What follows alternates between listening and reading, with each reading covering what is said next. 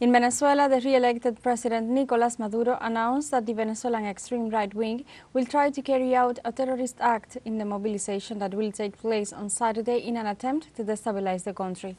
During an official press conference at the Miraflores Palace, the president asserted that the disqualified political leader Maria Corina Machado plans to carry out a coup d'etat against the welfare of the people. In this sense, the Venezuelan head of state also denounced that during the last violent protest of this week by violent demonstrators, many schools, universities and hospitals were seriously affected. Also, the re-elected President Nicolás Maduro affirmed that he has already prepared the intelligence commands and military troops to counteract Saturday's attack by the Venezuelan extreme right wing. Lo pensé muy bien, porque pudiéramos estar. I thought it through, because we could be revealing a source of information that we have been working on, of groups of criminals of the comanditos.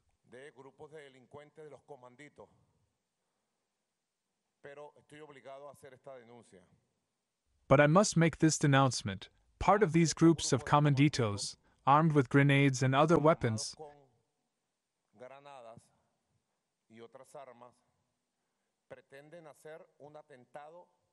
intend to carry out an attack tomorrow in the area of Belo Monte, Caracas, among them, brought from Zulia.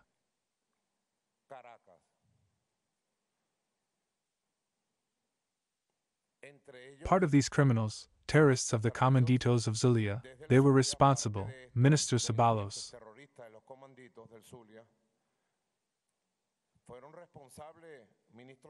for attacks to the police here, from Olari Square, in San Martin Avenue. In Petar, they brought from there.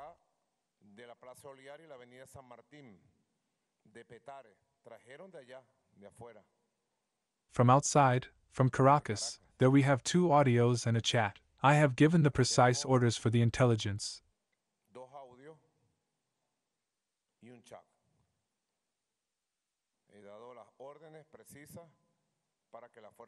Counterintelligence, security and police forces to protect the greater Caracas and these areas, which are under threat. These criminals are already being sought.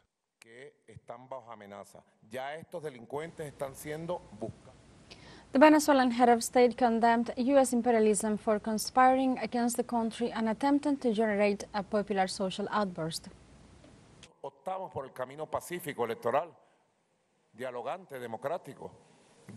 We chose the peaceful electoral, dialoguing, democratic way since 1997, Cilia, on April 19, 1997 in Valencia, in the National Plenipotentiary Assembly of the Bolivarian Movement 500 delegates and spokesmen of the country, together with Commander Chavez, we voted unanimously to go the electoral way, to leave behind the insurrectional way, to go for the peaceful electoral road, which is our road. It has been and is our road, in spite of the fact that North American imperialism with its conspiracies has wanted to take us to the road of an armed popular revolution.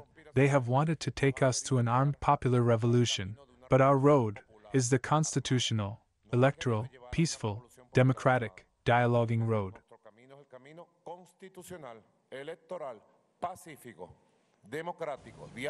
In addition, the re-elected President Nicolás Maduro emphasized his rejection of the criminal ambitions by Venezuelan ultra-right-wing groups that attacked schools and universities in the country. In the midst of the criminal ambush on Monday and the criminal ambush on Tuesday, where 12 universities of the country were attacked, 12 universities of the country were destroyed and burned, including the recently recovered Central University of Venezuela, where 7 schools of initial education, 21 schools of primary education, 34 high schools were attacked. You tell me, Mr. Blinken and the government of the United States and the world right. If attacking universities, schools and high schools are peaceful demonstrators, it is protests, they were attacked, they were burned, they were destroyed, completely destroyed, burned in the streets. In Venezuela, the National Electoral Council issued the second bulletin regarding the July 28th presidential elections, reaffirming the victory of President Nicolás Maduro. On Friday, the president of the National Electoral Council, Elvis Amoroso, informed the results of the Venezuelan electoral process with 96.87% of transmission.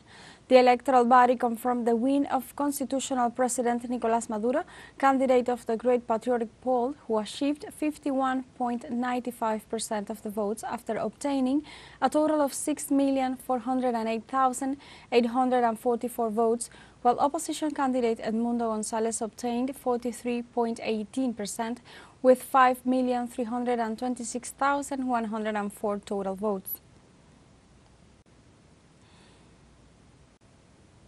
9 of the 10 former presidential candidates attended the hearing of the Electoral Chamber of the Supreme Court of Justice as part of the beginning of the investigation, verification and certification of July 28th elections. The major response to the contentious electoral appeal presented by the re-elected President Nicolás Maduro in order to preserve the constitutional order of the country.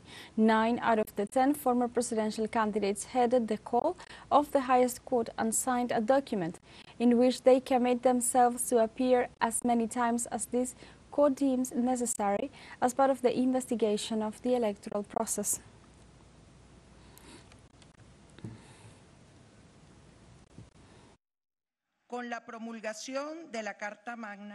With the promulgation of the supreme law of the nation, was born what we know today as the Venezuelan electoral justice system.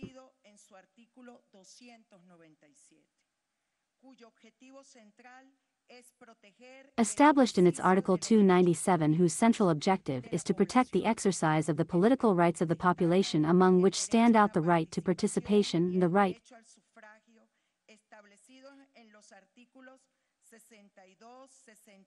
to suffrage established in Articles 62, 63, and 64 of the constitutional text. Hence, the Electoral Chamber acts within the framework of the constitutional principles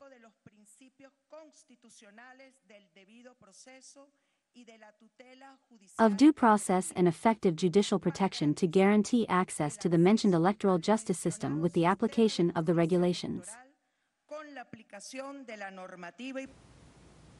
Claudia Fermin, former presidential candidate for the Soluciones Venezuela party, signed the contentious appeal to investigate, verify and certify the results of the July 28th election. But I would like to report that the reason for this situation has been the appearance before the electoral chamber,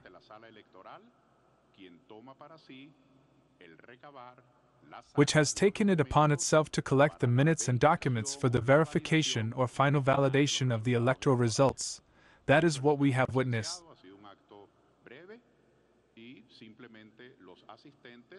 It has been a brief act, and those present have simply subscribed to our presence, and our information will be aware of the sentence issued by the electoral chamber. Also, the former presidential candidate of the Centrados party, Enrique Marquez, reaffirmed his commitment to respect the popular will expressed in the elections of July 28th. From here, I ratify my firm commitment to the Constitution of the Bolivarian Republic of Venezuela,